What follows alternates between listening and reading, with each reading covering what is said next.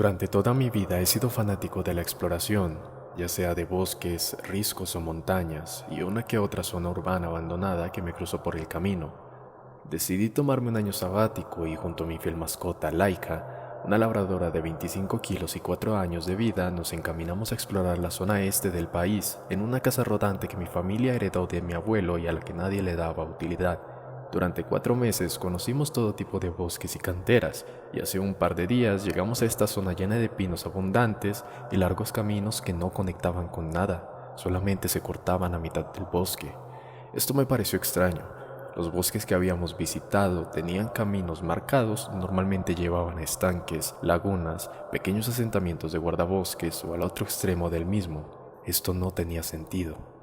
Recorrimos 3 a 4 caminos diferentes a lo largo del borde de este bosque, con el mismo resultado. Nada, sin continuaciones o señales que dieran a entender lo que había más adelante.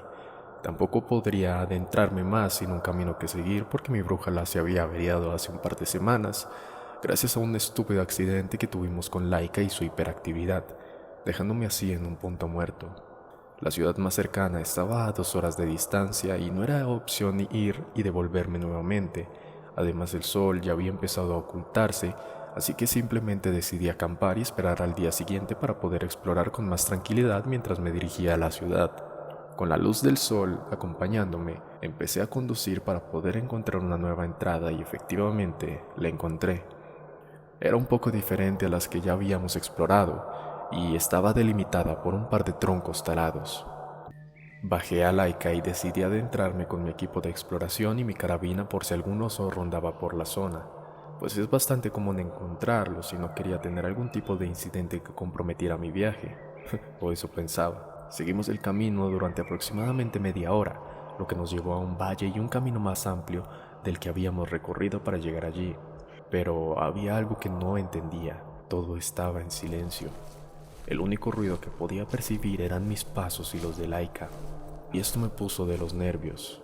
Me quedé paralizado por un momento y pude notar que Laika también decidió parar. Llegados a este punto en donde estábamos totalmente quietos y en silencio, lentamente cargué mi carabina y esperé, guiado por un presentimiento de que algo no estaba bien.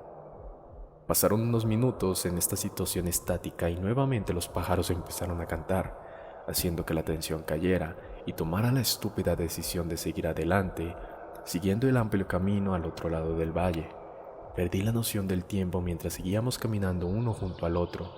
El sol empezó a desvanecerse y justo cuando decidí que debíamos volver, algo a la distancia llamó mi atención y los pelos se me pusieron de punta. Casi al límite de mi visión se alzaba una gruta. Por impulso decidí seguir avanzando y cuando ya me encontraba cerca, noté que en realidad podría decirse que parecía haber sido excavada, pero no recientemente, más bien hace cientos de años. ¿Sería un residuo de las primeras operaciones mineras o simplemente el hogar de algún pobre diablo? Todo el bosque alrededor parecía estar intacto, menos esta zona, donde la vegetación parecía nula y había una distancia bastante amplia desde la entrada donde no había ningún árbol comparado con el resto del bosque. Aunque aún había un poco de luz solar, no podía haber más de 2 metros dentro de la cueva, así que saqué una linterna de mi mochila y justo cuando la iba a encender, nuevamente me percaté de que todo estaba en silencio. No lo pensé 2 veces y apunté dentro de la gruta. Lentamente revisé el perímetro más próximo a nosotros y Laika parecía estar asustada, lo que me hizo ponerme un poco más nervioso y paranoico. Cuando decidí encender la linterna y mirar dentro de la cueva, pude notar que era más amplia de lo que parecía, y más que una cueva, ahora era consciente de que era lo suficientemente profunda para ser considerada un túnel. Pero en el fondo de esta, en el punto más lejano al que la luz de mi linterna podía llegar, pude notar un resplandor amarillo, bastante leve para ser sinceros. Laika no se acercaba aunque la llamara, así que decidí avanzar solo, confiando que ella esperaría por mí en la entrada. Un par de metros adentro y pude notar que el resplandor amarillo no era ningún metal. Entré en pánico. Eran ojos, no solo un par, varios de ellos a diferentes alturas del suelo, e instintivamente, por temor, salí de ahí cagando ladrillos. Ni siquiera pensé en utilizar mi carabina, pues me sentía abrumado y aterrorizado. Mis manos temblaban y estaba a punto de llorar. Cuando salí y llamé a Laika, escuché su ladrido a la distancia en dirección al valle. Corrí como si no hubiera un mañana y seguía llamándola con todas mis fuerzas. Sus ladridos se sentían cada vez más distantes y cuando llegué al valle con la esperanza de encontrarla, no había nada. Rompí en llanto y me paralicé pensando en qué debería hacer. Cuando pensaba devolverme y llamarla de nuevo, chillidos y risas venían desde la dirección de la cueva. Llorando disparé varias veces en esa dirección y aunque no podía ver nada, juraría que entre los árboles podría sentir cómo me observaban. Me sentía acechado por todas las direcciones. Actué instintivamente, tiré mi carabina y me olvidé totalmente de Laika por un momento. Corrí al punto en el que sentía que me iba a desmayar, pero alcancé la casa rodante.